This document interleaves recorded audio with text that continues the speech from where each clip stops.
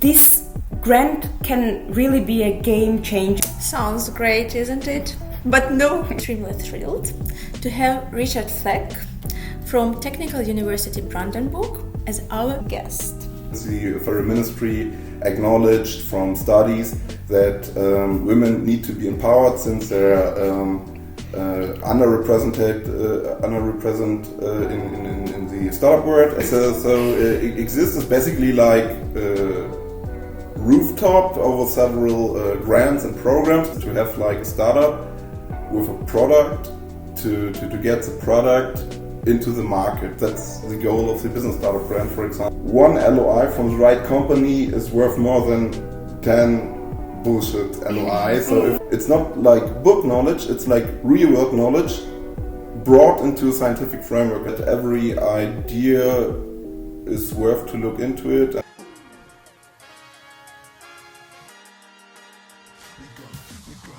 Welcome to Startup Sluts, where we keep it real. No sugar-coated stories, just the raw deal. Hello and welcome to podcast Startup Sluts. How to fuck up your startup. My name is Ksenia and here is Mary. And we are here to bear our entrepreneurial blunders and turn them into valuable lessons. Today we are pulling back the curtain on one of Germany's heavyweight state-funded program, Exist. And we're extremely thrilled to have Richard Falck from Technical University Brandenburg as our guest. We met Richard actually while he presented to us the Exist program. Yes. Yeah, but before we hand the mic to Richard, let's give a quick rundown of what Exist actually is. This grant can really be a game changer for upcoming aspiring entrepreneurs, providing funding up to a year. It's essentially a runway for your ideas to take flight and giving you this financial breathing room to turn your academic insights into market-ready innovations. Sounds great, isn't it? But no, there are a lot of burdens and paperwork and bureaucracy, and you need really to consider if you want to start this really complicated and long-term journey to become the part of this program. But as we mentioned already, we are happy to have an expert who shares with us insights how to make this path more easy, more, I don't think quicker. Maybe even quicker, or at least understandable. Yeah. So you understand what you need to do to become part of Exist. Yes. So stay tuned. Richard? Hello. Hello. We are very happy having you here today. Thank you very much. Yeah, excited to have you here because you have shared a very valuable information with us, and we're excited that others can also experience that now in our podcast. Thank you for having me. I'm really grateful to have this opportunity. Cool. And to share my insights. Cool. We would like to ask you to introduce yourself, who you are, and what are you doing actually. Okay, so my name is Richard Falck. I'm from the Brandenburg University of Applied Sciences in the city of Brandenburg, in the land of Brandenburg, or in the state of Brandenburg, and I'm a startup advisor there, and I'm focusing on helping highly innovative teams, mostly technical teams, since we're in Technical University, just like you, to build your venture, build your company, or apply for startup grants. For example, the Exist Business Startup Grant is, I think, one of the most used or most applied 100% grant in Germany. And on the one side, you need university to apply for it with, and also you need to have some advisory on how to, because since we're in Germany, it's really high paperwork to do, let's say it like this.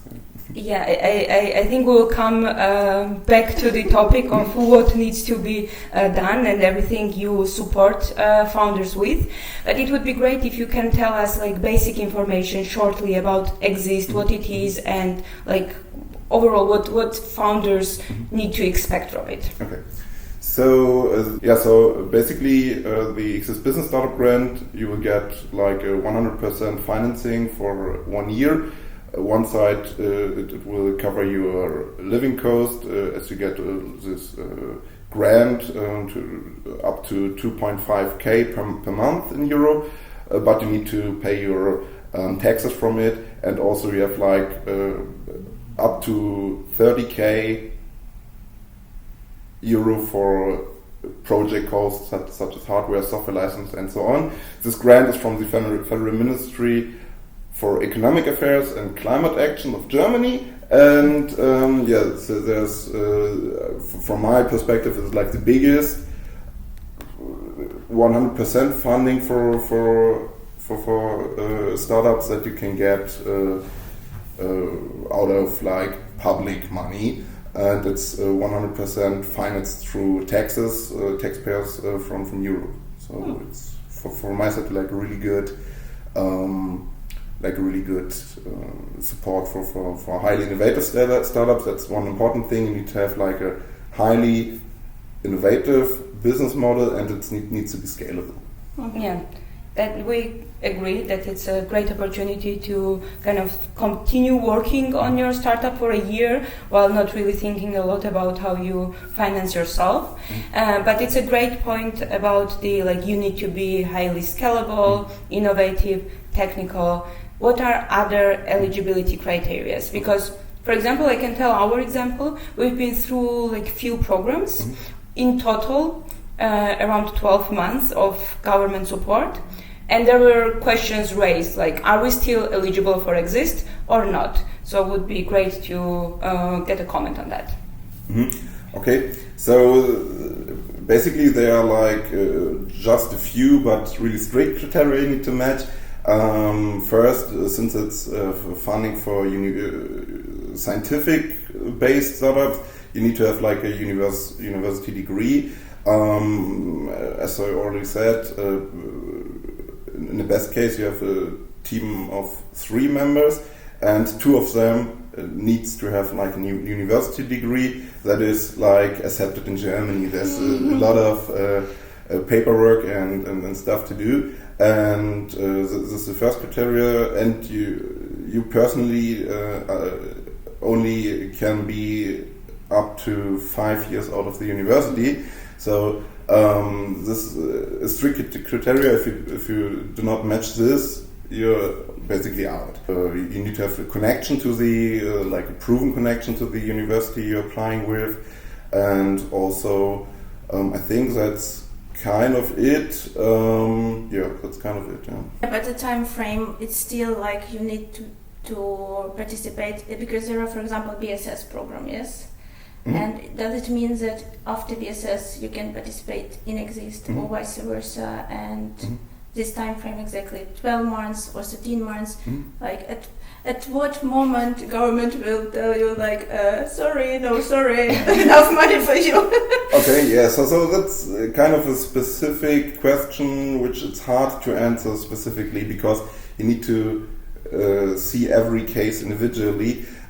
For you guys, for example, in your specific case, it is doable since the BSS kind of should be like the BSS is the financing from the state of Berlin for startups, and from the federal, from the state of Germany, it is like a bridge to the Exist Business Startup Grant. So it's nice. So they see it as a if you could do like a BSS, they tell like it's a positive thing to have this before your Exist Business Startup Grant, since you're already onboarded on startup process and so on and so on. And also I think it's in the BSS the same, that you are not allowed to incorporate or to be already incorporated. That's the same for the Exist Business Startup Grant. You're not allowed to apply for if you're already incorporated. So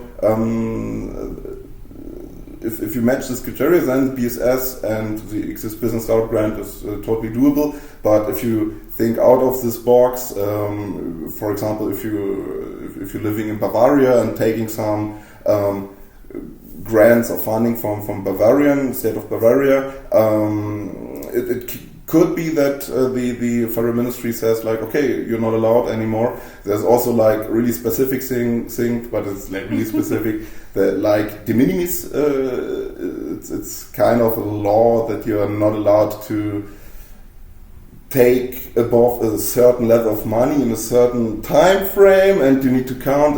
But the federal ministry is like really helpful with that. You can always call them and ask for it. And as I'm having quite good experience in this field, I'm often calling them and asking like, hey, how to do this? Is this allowed?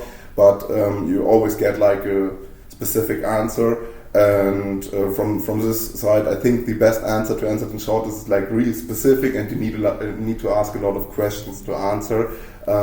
And yeah, I think that's how to answer that in the best way. Okay, cool. Thank you for your answer. Before we go further, I have another question. Exist is like a general name, but there are Exist Women, Exist... transfer to from research and the one that we are talking now, business. Yeah, could you also explain a bit in detail what is the difference between these Exists? Okay, so Exist is basically like rooftop over several grants and programs. So as you already mentioned it, there's like 4 programs, 3 of them are for startups. So the last is the Exist Potentials.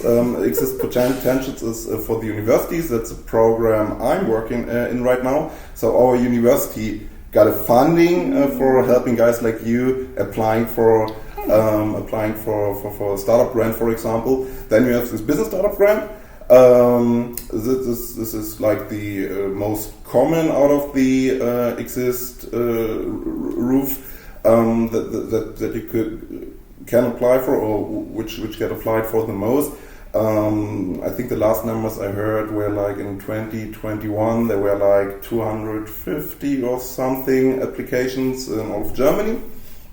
And yeah, so this what you're applying for, I got into detail already about this. Then you have like the transfer out of the scientific stuff. I don't know the exact English term for that, but in Germany it's Exist Forschungstransfer. So we want to transfer some scientific work out of your university. It's kind of similar to the business grant, but you can apply for more money. But you need to have like a working group in the university you're already working in, and there's a lot more strict criteria, and also the time frame for applying is a bit larger, and you need to do way more paperwork and so on and so on. So and then you have, as you mentioned already, you have the Exist Women. That's like the newest out of this 4, and it's since last year you could apply for, and we as our university applied for 2, and there you have like you can do a cohort of up to 10 participants, only women only, that you can finance for a period of 3 months with a grant, and also you have like a full year of workshops and empowerment stuff and a lot of stuff that the university can build up for empowering women, since the federal ministry acknowledged from studies that women need to be empowered, since they're underrepresented in the startup world, and that having women in startups has a really positive effect on being successful. But we can only agree with the ministry, and yeah, it's a good to have new initiatives that support female founders too. And as I understood, it's like each university has its own exist women, like 10 places that can finance. It's like each university in Germany. Okay. Yeah, you can apply for it as a university, and then you get like the funding for it, and then you can choose or like do a call for apply for Exist Women Now, and then women from all over Germany, that they're not they do not need to be bound directly to a university, can apply for it, and you can do a cohort out of it. And I think it's working really well. It's not my specific field of work right now, but as I see it, it's really successful in our university. But as I told before, that you can do the BSS and the Exist Business Startup Grant, you're not allowed to do the BSS and then the Exist Women, for example. So there's a lot of specific things to have in mind with that. Yeah, it's a lot of tricky parts that are not very visible when you are researching, for example, how to apply, what do you need to apply, and what are the criteria. There are a lot of open questions, which it's great to have like people like you to whom we can go with our questions and get the answers. So I would say, like, imagine we are just the innovative founders searching for opportunities to get funding, and we found Exist. What would be the, like to say, create a checklist for us? What are the must-haves at the beginning, like crucial elements that are really, really necessary before we start the application process? For example, I can give an example of letters of intent. How important are they? Or what else would you say this needs to be checked? And then you can start. Okay, so a checklist is also like you need to look into it like individually as well. Since the business startup grant you're talking about, your project needs to be in the right state, because from the goal of the business startup grant is to have like a startup with a product to get the product into the market. That's the goal of the business startup grant, for example. And you need to be in the state to be like to have like 1 year of this grant, and in this 1 year you need to get your product into the market. And so that would be my first on my checklist if I have a call or like meeting with a new startup. That's like the first thing. If they say I want to apply for Exist Business Startup Grant, that's the first thing I would check. Is your product or whatever you're building in the right state? Then is it highly innovative? That's something you need to check. That's often a bit tricky, because like there are a few like scientific definitions of innovation, but it's a point of view thing, especially since the evaluation is done by people who have a point of view on a project, and there the feedback or the evaluation of your idea could change from person to person who is evaluating it. And that's the second thing. Then you have like the team. Do you have like a team to apply for, because you cannot do it alone. You can. So I think there were some Exist Business Startup grants which were done or by only a single person, but that's like the 0.0.0.1%. The best case is to have like 3 person. That's all going into the evaluation. So to make it like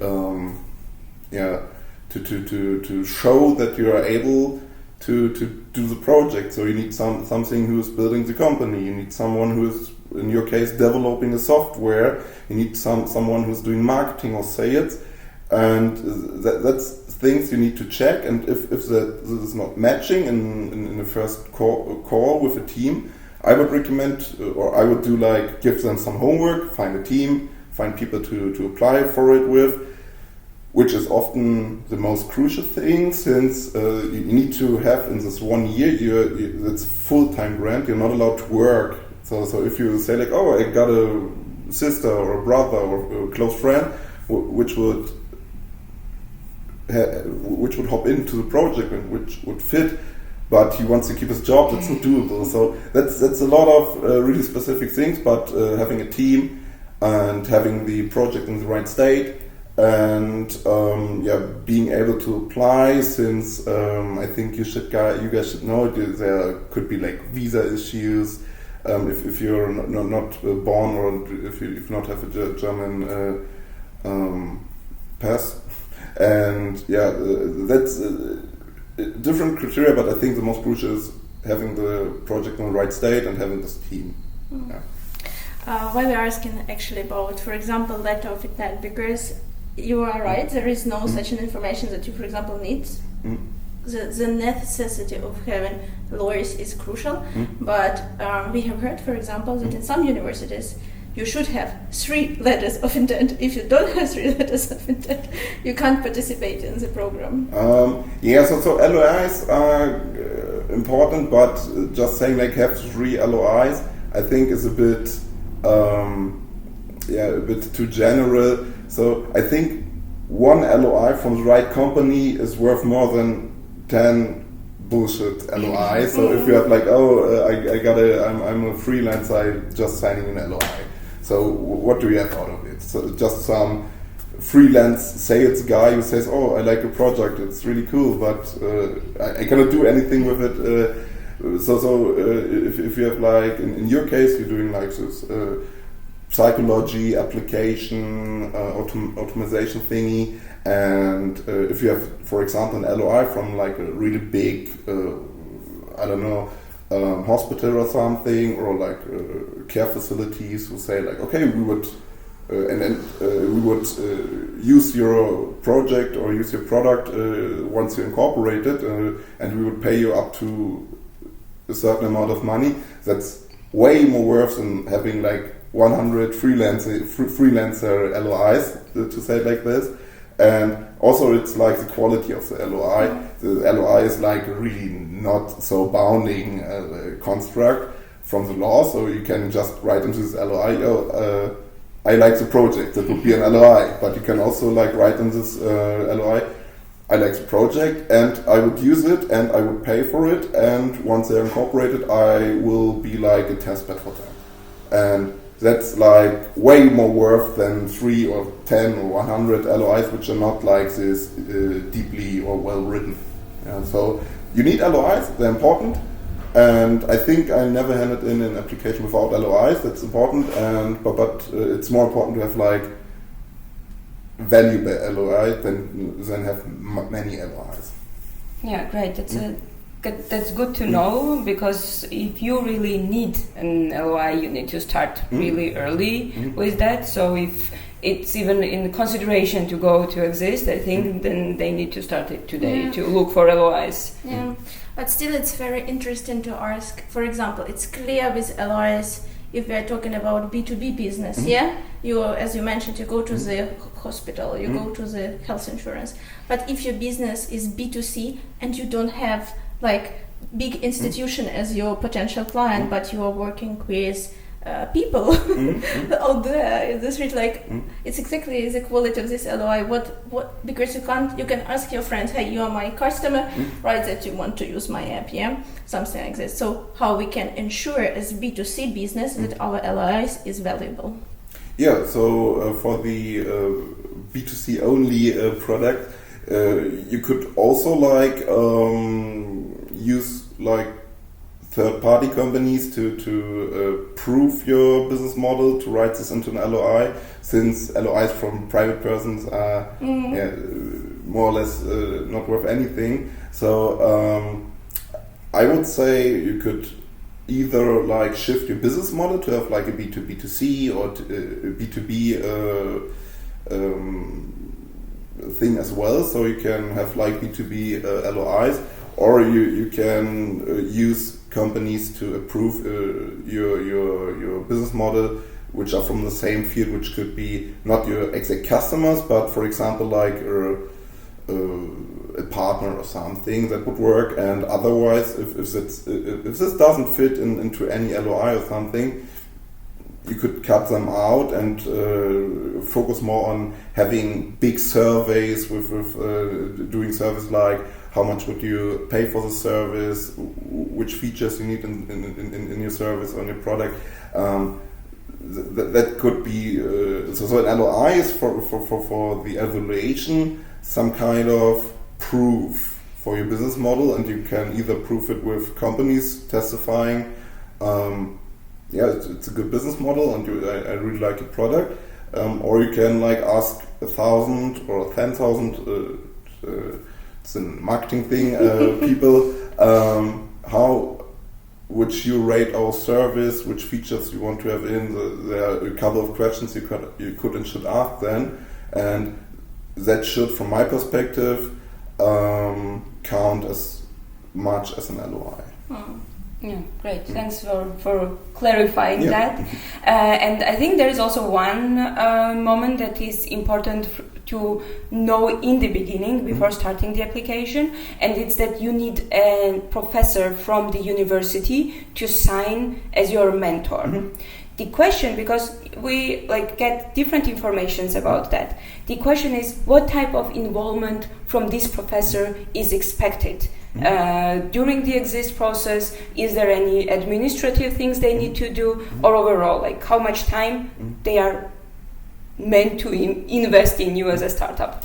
Okay, so the best process to have an exist business startup grant is that you're studying, for example, or you just did your degree at the university, and then you tell your professor you did your degree with, hey, we want to do exist business startup grant, and do you want to be our mentor? Since you're used to working with him, since you've done your degree with him, he could potentially say yes. So that would be the best case. In your case, so you have been to events at the university and got in touch with professors, and you start working with them, and they mentor you in an unofficial way, since they're just liking your product or your idea, because they're on they're doing their studies on some certain fields which are matching with your product. Then he could be a mentor. Also, you could use this professor as a tool. So, for example, if you're not having big marketing knowledge in your team, I would recommend to find a marketing professor, since he can mentor you how to do it. And it's often not the best to look for a professor which is an expert on this thing that you are already good in. So since he's a mentor, so why should he mentor you in a field where you're already good at it? It makes no sense. So I would always, or my plan with teams is always to find a mentor which mentors you in a field where you need to be mentored, and not and this is something you need to write in the application as well. What is your mentor for? And then you can just state, we are not good at marketing, for example. I don't want to say that you're not good at marketing. We're not good at marketing, so we're taking Professor X and Y because he can mentor us how to do good marketing. And from the administrative thing, first for the application, he only needs to sign the document that he will mentor you, and there are some criteria what he needs to do then. So if you have a question, you always should be able to ask, and he always needs to answer it. And in the real world, it's just how much input you need and how much he can deliver. So you cannot take him 40 hours a week. That won't work in the most field. Maybe you find a professor who's doing this like this, but it's just a thing of having a vibe and how to work with each other. And then I've seen professors who just sign the documents and are answering some questions if there are some, for the least effort, and the most effort is working kind of as a team member and working on the project and being like a team member in your company. Okay, it's generally speaking, it's very interesting. Why comes this idea that you need a professor? Because I have the feeling that very often professors, they are more from this scientific side, and for business it's not always the case, because they don't have this very often. They don't have this business experience. So it's nice to have a professor. Maybe if we're talking, for example, in our case, artificial intelligence, it's really nice to have a professor on our side who can give us some scientific inputs or something like this.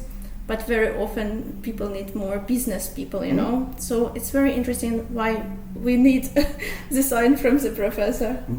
Yeah, so since it's the German term is Existenzgründung aus der Wissenschaft, so there need to be some scientific mentoring into it.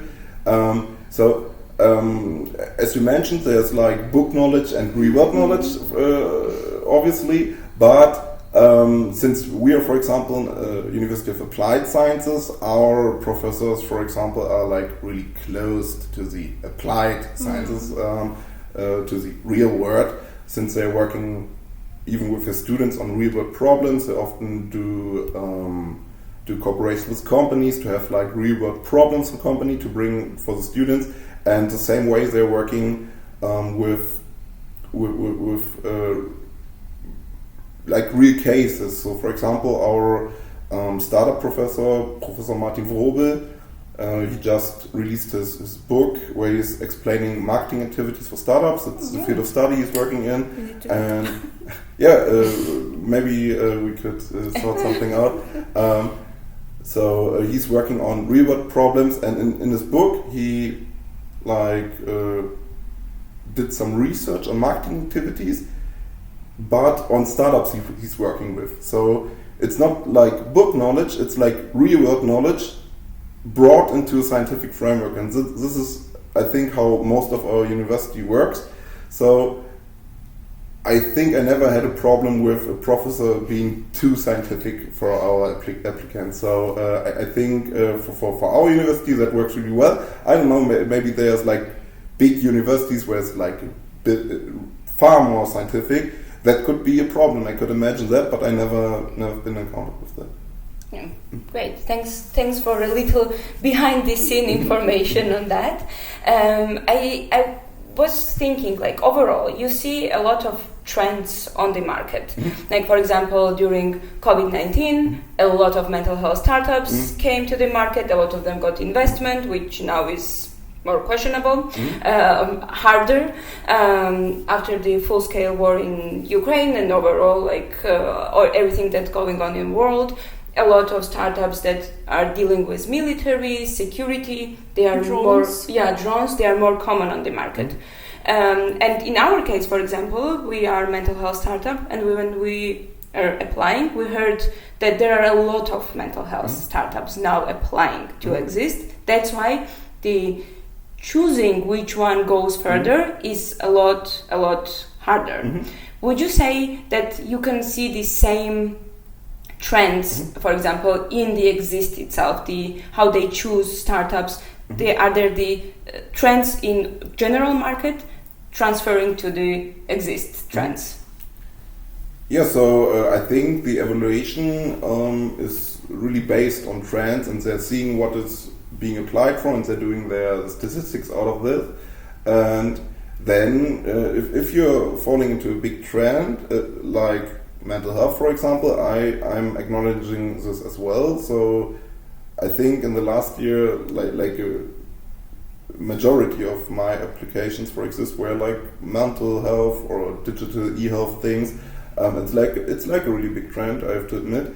And then it's really important to have like a good USP to show why you're different, what you are doing better and different, and why you're doing different, why it is like a positive thing to do things differently. Is this answering the question? Yeah, it's answering the question. But I have another question. You have told already some criteria which startup should have to be like just that the commission take a look into the startup. All these criteria, do they have any like weights, or like this having an example, having a LOI is more valuable than having a great business plan, or business plan is more important, or something like this, you know? Maybe there are some points for each criteria, or like any information, what is more important, maybe what is less important, or how does it work behind? Okay. Yeah, so there's not exact official knowledge about this, but from different sources of information, or from seeing what you're applying for and how they evaluate it, you can see it like a weighted scale, since you're applying with an idea paper, which is really close to a business plan. I think there are like 3 important criteria. So one, your chapter for the innovative part of your product needs to be like really well developed. Then also your market and competitors chapters need to be like well developed. I think they're weighted exactly or nearly the same. I would say like it's the biggest factors of being successful with the application or not. And then also you have the team. If the team is not matching, or if there's something wrong, you could be out as well. But if you're matching all criteria, I think that's also an important thing, but not as important as the innovative and the market and competitors chapter. Okay, and this commission, it's always sitting, for example, if it exists from Brandenburg, then this commission is sitting in this university, or there is some general commission who makes the decision? So now we are getting into like really official waters. So there's like the federal ministry, and there's like, it's called in German terms Projektträger. It's like the project handler, I would translate it. So they're doing like the paperwork for the federal ministry, and they're receiving the applications, and then they have like scientific workers which are evaluating it. So and they're like kind of not close, but they're not telling you exactly how they're doing it. They have a lot of experts, and it's dependent on what you're handing in. For example, if you're handing in an application for mental health startup, then they will find in the pool an expert on this topic, and he will evaluate the part for the innovative part, and then they have like economics expert, which is looking into the into the market and competitors and all the economic stuff, and then you have like a general scientific worker who's the overall who's doing the overall evaluation. And but they're a bit quiet about how it's official, how it's working. But from talks with guys from the Projektträger, you can hear a bit how they're working, but this non-official information. So it's just what I'm seeing and hearing from these colleagues. Yeah, that's always very interesting. Also, how this choosing process goes, because I think you also mentioned it's like a very subjective thing, how people evaluate innovation or like everything. But maybe they don't believe in, like for example, in our case, I can say they don't believe in AI overall. So it's a very subjective point of view, which it's pretty hard to kind of avoid somehow. But it's always interesting how the processes really go behind the scenes. But I think we've covered a lot about the overall like exist and all the complicated processes. So now the question is, how do you and Technical University Brandenburg, what is your role in helping these young, lost maybe founders finding the way through the exist maze? So to talk in general, so our Brandenburg University of Applied Sciences, we are currently 7 people working on startup empowerment and helping startups with incorporation or whatever. And so from our project structure, we have 3 projects to help people with different point of views and different goals. But we are able to help every person that have like a scientific background with incorporation. Either you want, for example, you want to be like just a freelancer doing software stuff, non-innovative stuff.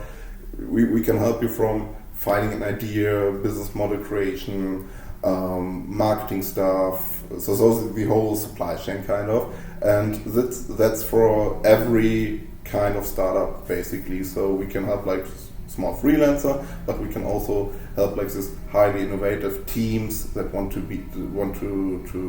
get their products, maybe if they got it out of their master's degree or bachelor's degree, to help them to get this transferred into like funding. And basically we have several things we can do. I think it would be too much to go into detail here, but so we can you could just say, I want to do something. We could help you. We would help you find an idea. We can help you finding a team. We can help you with applying for grants, not just the Exist Business Startup grant, but this is what I'm specialized myself in over the past 4 years. And so I think we can have the full thing of helping every people, and that's maybe one positive thing about Brandenburg University of Applied Science. We're like a really small university, and we have like a lot of workforce, and we have really short ways to professors, to potential mentors, not just for Exist Business Startup grant, but for every incorporation or startup or freelancer or whatever. So we can put a lot effort into a specific project. I think that's our most pro thing about us at Brandenburg. Yeah, great. You really kind of helped us when we had the first call in the navigating it all. So I had like 2 follow-up questions on that. First of all, what is the process? I found Technical University Brandenburg. What is the next step? What should I do? Do I write you or do I write overall an email and then we go from that? And also I wanted, as I understood what you said is you find solution for everyone who comes to you, but still, are there any choosing criteria behind these things, like in internal processes, where you say, yes, this startup have chances, so we can spend our time, their time to work on it, and sometimes you say, no, there is no way, this is not gonna work. So, so if you want to be consulted by me, for example, you could just write me a personal email, so it's all on a website, th-brandenburg.de. Then there you find the part for the Gründung or for the startups, and then there's like my contact data. We also have like a contact formula, so they can write, hey, my name is this and I'm studying this and this, or I'm studying nothing, and this is like a short description of my project, and then it gets into all our emails for every employer, every employee, and then we will see like, okay, it's like really scientific and maybe technical thing. So we have our colleague Marcel, who's like really into software development and technical stuff. So he probably would take over the consulting for your project. And if you say like directly, hey, I want to apply for Exist Business Startup grant, we would come to my consulting.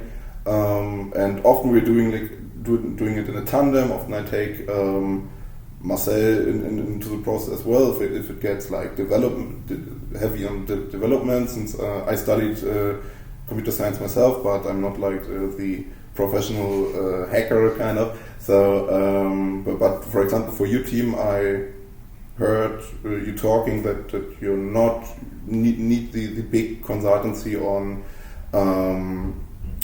or the big consulting on software development. So we are more focusing on the Exist Pro process, since you're like really well developed and stuff.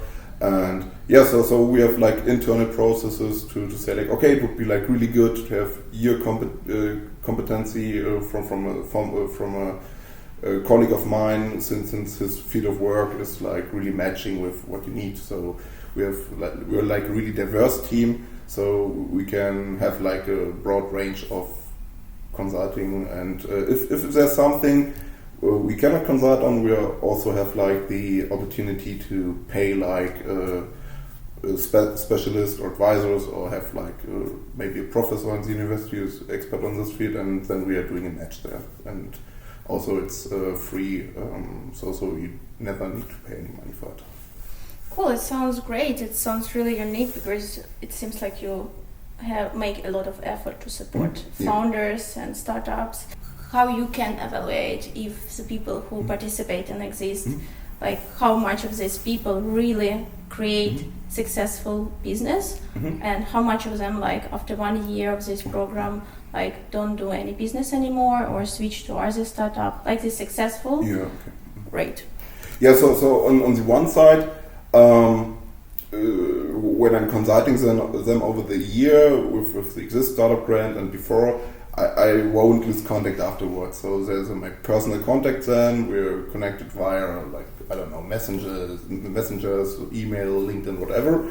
And also there is like a statistic made from the PTJ who is like evaluating exactly what you just asked for. They want to know since you can imagine the Exist Business Startup Grant as a bet. They're betting taxpayers' money on creating successful startups, which are paying taxes afterwards. So it's like a casino. No, cut it out. It's not a casino. It's like a good an investment. They invest into it, and then they're evaluating it, obviously. And you need to do this evaluation survey. How many employees you have, how much money you're making a year. I think up to 4 years.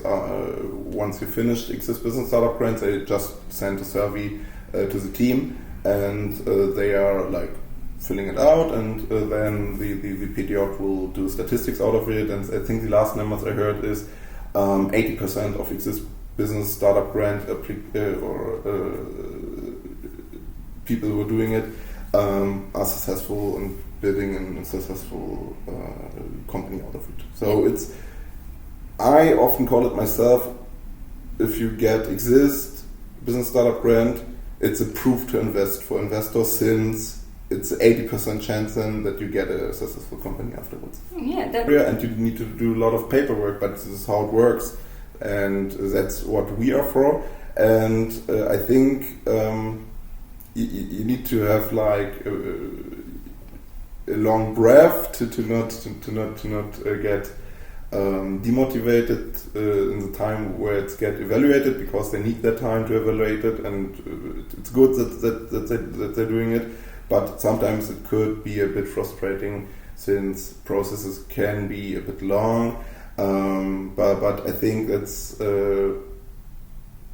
more about a good planning beforehand. If you're doing it in enough time beforehand to do all the application and the time planning. So I think ideally, if you start your BSS, for example, you should already be on your on your application for the Exist. So it can be like one after another. Then it will be good. But if you do like your BSS and then you say, oh, we only have 2 months left in our BSS, then it can be a bit tricky, and then you need to figure something out. But I think this is what being a founder is about, to have the long breath to wait for the evaluation. It takes up to 3 or 4 months sometimes, and then you need to have like options. Need to have like to cover your personal expenses in this time. If your BSS is run out, then you need to work at some pizza factory and delivering pizza or something. it's tricky, but you need to plan it. But I think that's one thing you need to have as a founder, that it's not always just easy and the straight road. You sometimes need to go through the woods or something to get on the road again. And what could be better? It could be faster, obviously, but you need to take it how it is. And if a lot of people are applying for, obviously it takes longer than when they're sitting there and they got nothing to do. So I think to have like shorter processes in the application would be a good thing. But I also acknowledge that the processes they are implemented are like well implemented, and they all have their reason. So to be diplomatic on it. Yeah. And so if there was one thing, only one thing, you would still say it's great, working great, but I would still improve it a little bit so it's easier for you as someone who helps out young founders and for founders also. What would that one thing be?